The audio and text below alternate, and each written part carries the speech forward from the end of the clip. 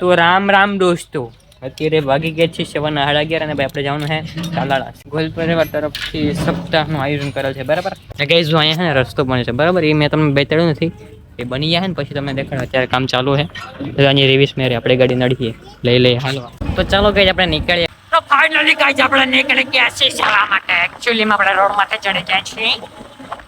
થોડીક જ વારમાં આપણે હાઈવે પર પાછા ચડી જશે. તો ગાઈઝ આપણે છે ને ગાડીમાં પેટ્રોલ નાખી દીધું છે અને ભાઈ આપણે ચડી ગયા છે હાઈવે ઉપર. ગાઈઝ આપણે હાઈવે પર ચડી એટલે એક તકલીફ બહુ થાય છે ને કે આપણે આગળ ખટારો હોય ને ખટારો, તો એ મારો ઓળે એવી ધૂળ ઉડાડે ને કે આ ભરી દે. મને છે ને એ ધૂળ ઉડે ને એને હાવ એલર્જી છે. મોટું છે ને આપણે પેક કરીને રાખવું પડે. બાકી તો ચાલો કન્ટિન્યુ હાઈવે.